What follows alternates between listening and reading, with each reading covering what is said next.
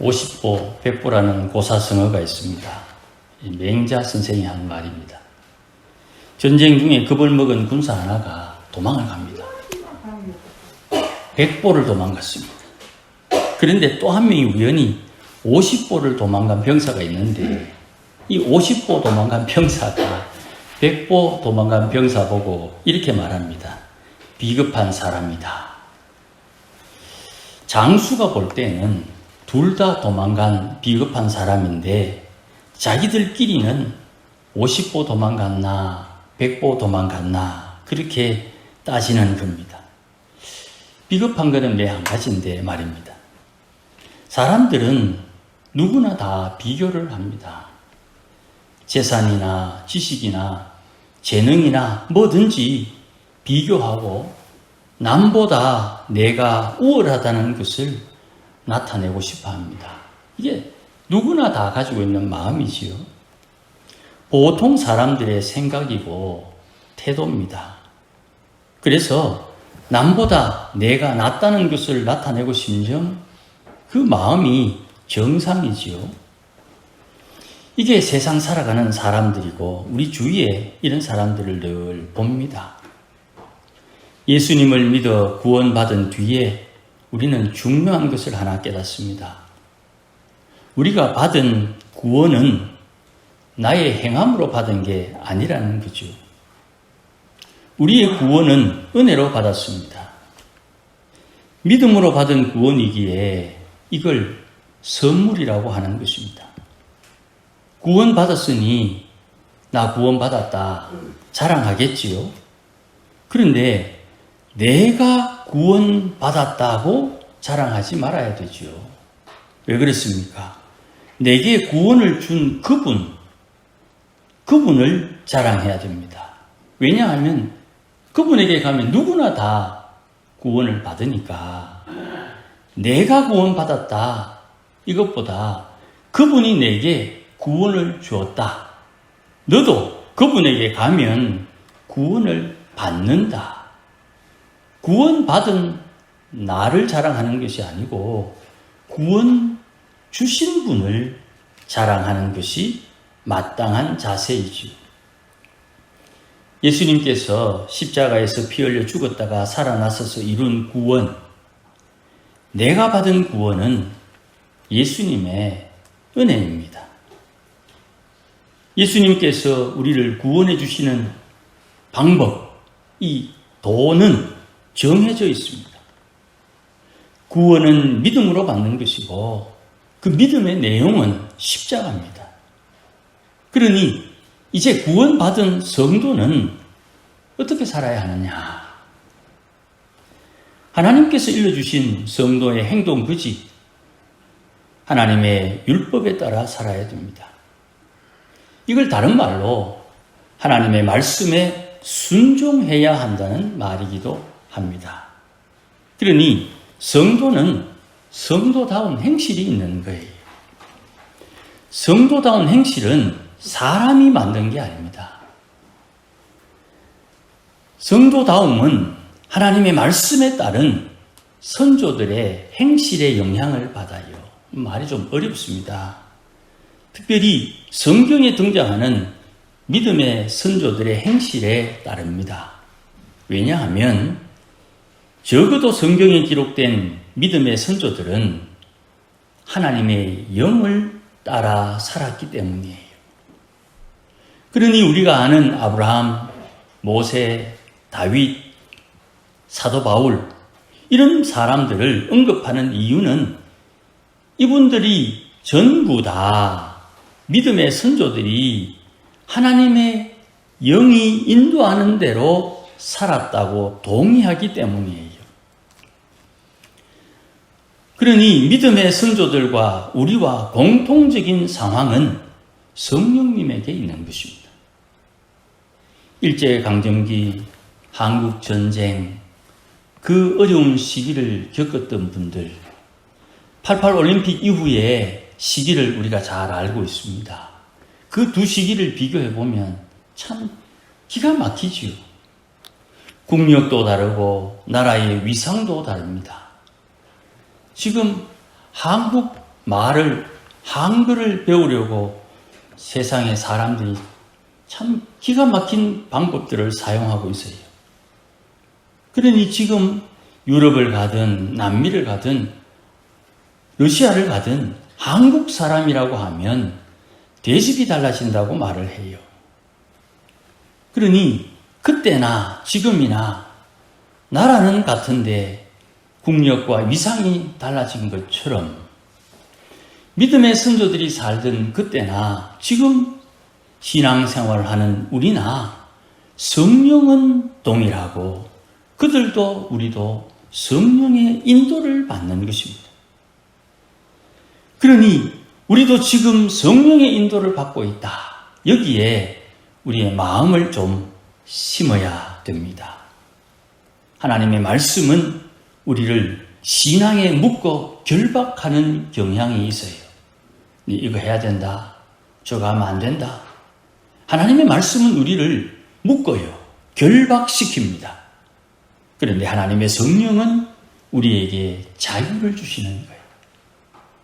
지금 오후 예배에 계속 살피는 것처럼 성도들에게 자유를 주시는 주님. 법이 있으나 그 법에서 자유케 하는 성령의 은혜가 성도들에게 주어지는 거예요. 이 자명한 명제는 우리에게 깊은 묵상을 요구합니다. 때로는 이해되지 않는 말씀, 때로는 애매한 상황일 때 하나님의 말씀은 우리를 묶고 하나님의 성령은 우리에게 자유를 준다. 이게 그 어려운 상황을 극복하게 하는 좋은 지름길이 될 것이에요. 그러니 아리송하고 어리둥절한 우리 상황을 똑바로 알도록 주께서 우리 양심에 등불을 켜주시는 겁니다. 어둡고 암담한 현실에 빛을 비추어 주시는 거예요. 사람은 어떤 마음을 가졌느냐, 이게 중요합니다. 예수님 말씀입니다. 누가복음 6장 45절에 선한 사람은 마음에 쌓은 선에서 선을 내고 악한 사람은 그 쌓은 악에서 악을 내나니 마음에 가득한 것을 입으로 말한다. 그랬어요. 그러니 하나님 앞에 내 마음이 어떠냐, 이건 아주 중요한 거예요. 그리고 그 마음은 입으로 표현된다고 예수님께서 지적하셨어요. 예레미야 17장 9절 말씀에 만물보다 거짓되고 심히 부패한 것은 마음이다. 이 뒤에 아주 의미심장한 말씀 한 구절이 있습니다. 누가 이것을 알겠는가? 세상 사람들은 사람의 마음이 부패했다고 생각하지 않아요. 그래서 자연인들은 누구나 선을 행하고 살 수 있다고 말을 해요.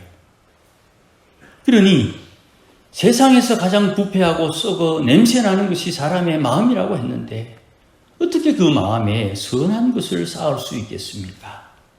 여기에 하나님의 말씀이 주어지는 거예요. 사람의 마음에 등불을 켜주시면 선악을 분별하고 어찌해야 하는지 깨닫고 마땅히 해야 할 바를 알고 바른 것을 선택하게 되는 거예요.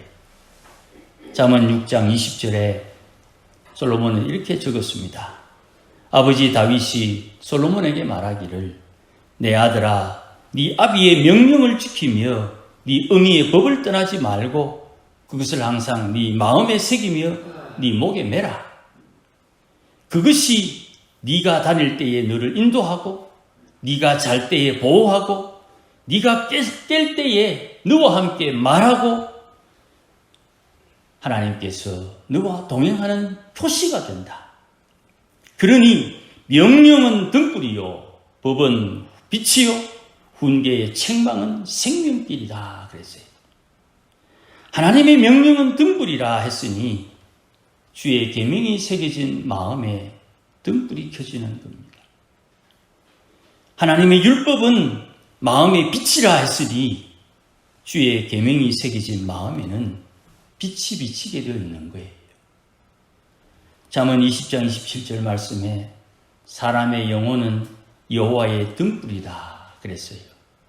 이 등불이 비치면, 켜지면 사람의 깊은 속을 살핀다 그렇게 말씀합니다. 내가 내 마음을 보지 못하는 이유는 빛이 없어서 그런 거예요. 여호와의 등불이 켜진 사람의 영혼은 어떤 사람이 하는 말의 의도를 깨닫게 되는 거예요. 이게 사랑의 말인지, 이게 책망인지, 이게 권면인지 그 의도를 깨닫게 된다는 말씀입니다. 왜 우리의 신앙이 이렇게 자라지 못하느냐? 말씀을 찾아보니 디모데전서 6장 5절 말씀에 마음이 부패하여지고 진리를 잃어버리면 경건을 이익의 방도로 생각하는 자들끼리 다툰다 그런 말씀이 있어요. 바울이 디모데에게 영적인 비밀을 알려주는 겁니다. 경건을 이익의 방법으로 생각하는 사람들. 경건하면 내 삶에, 내 인생에 도움이 되고 이익이 되는 방법으로 생각하는 사람들. 왜 이런 생각을 가졌느냐? 그것은 진리를 잃어버렸기 때문에 마음이 부패해서 이런 현상이 나타난다고 바울은 우리에게 알려줘요. 세상에서 사람의 마음이 부패한 것은 정상입니다. 하지만 예수를 믿어 구원받은 성도는 부패한 마음을 새롭게 하는 방법을 깨달아 알고 있어요. 우리가 그걸 다 알아요.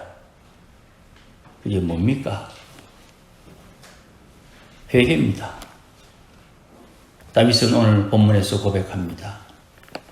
내 손의 깨끗함에 근거해서 내게 상을 주시는 여호와께 다윗은 고백합니다. 나 다윗은 여호와의 방법을 따라 산다. 여호와의 도를 따라 산다. 나 다윗은 하나님을 떠나는 악을 행하지 아니하리라. 하나님의 말씀을 떠나는 악을 행하지 않으리라. 하나님의 등불을 끄지 않으리라. 하나님의 성령을 소멸하지 않으리라. 주의 규례가 내 앞에 있고 주의 율례를 버리지 않으리라. 나는 스스로 죄악에서 나를 지키리라. 어떻게 해요? 회개함으로 나를 죄악에서 지키는 겁니다. 이 말씀은 아주 중요해요. 죄가 없단 말입니까? 아니에요. 허물이 없습니까? 있어요. 그런데 회개함으로 내게 있는 허물과 죄를 용서받는다 이 말입니다. 우리가 이미 살펴본 대로 시편 32편에 허물이 있으나 그 허물을 하나님께서 책망하지 않는 자는 복이 있다.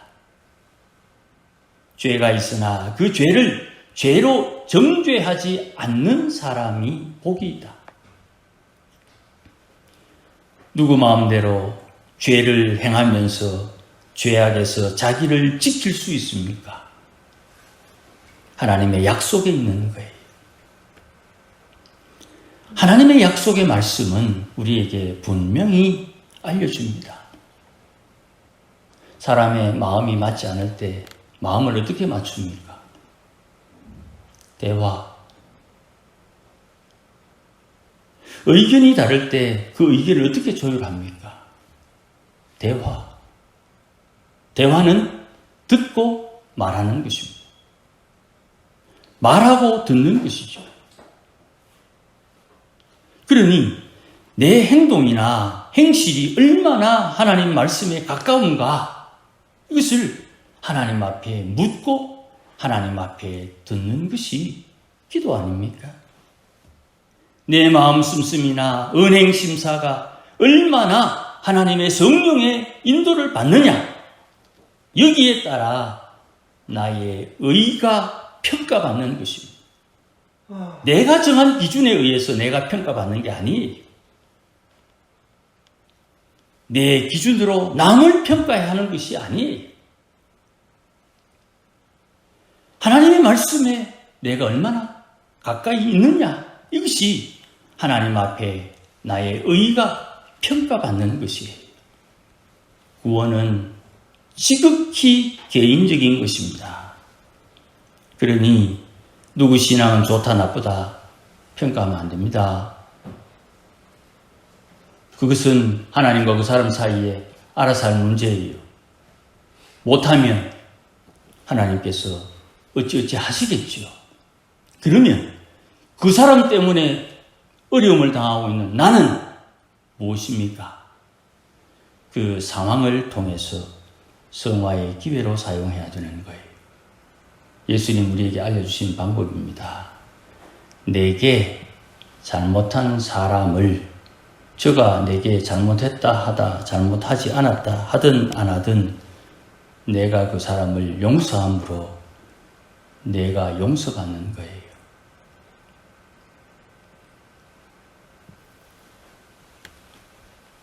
왕외에 30일간 기도하는 것 금지된 법을 알고도 그러거나 말거나 다니엘은 하나님 앞에 기도하는 겁니다.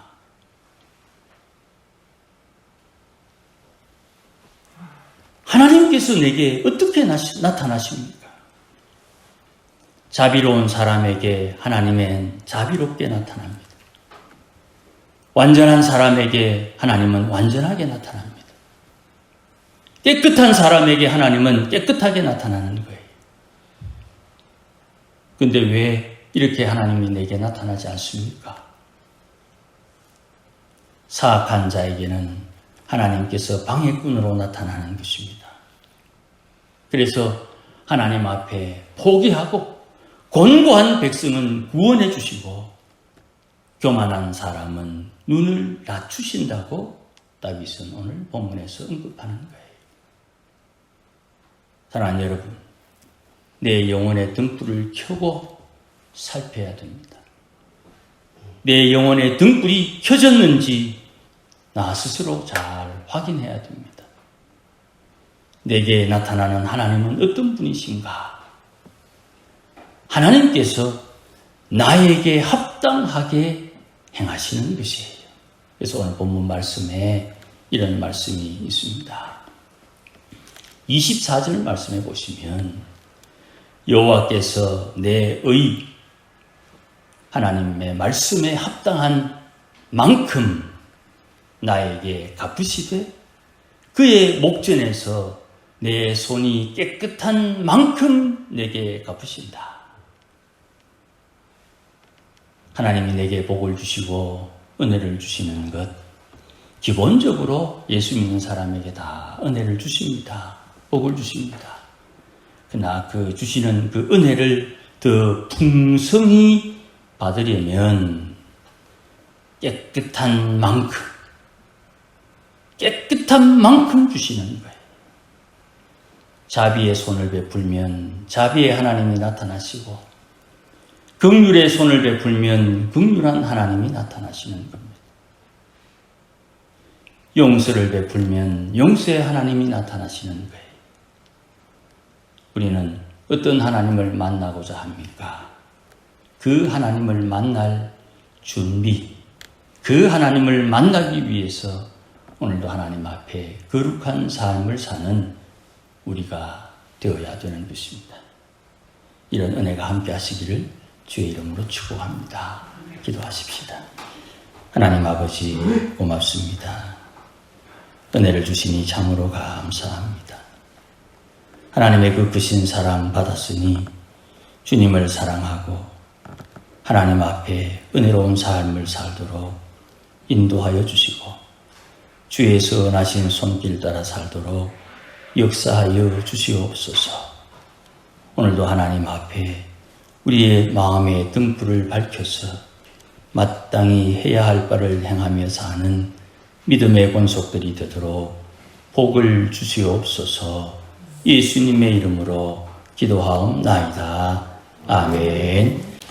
이제는 우리 주 예수 그리스도의 크신 은혜와 하나님 아버지의 극진하신 사랑과 성령님의 감화 감동미로 충만하심이 오늘도 성도다운 삶으로 하나님 앞에 우리 신앙의 등불, 우리 마음의 등불을 밝혀 하나님을 섬기고 사랑하며 살기를 다짐하는 모든 믿음의 권속들 심령 위에 하나님께서 주시는 그 은혜를 누리며 살기를 소원하는 믿음의 심령 위에, 가정 위에, 우리 교회 위에 이제로 영원토록 함께 계실지어다. 아멘.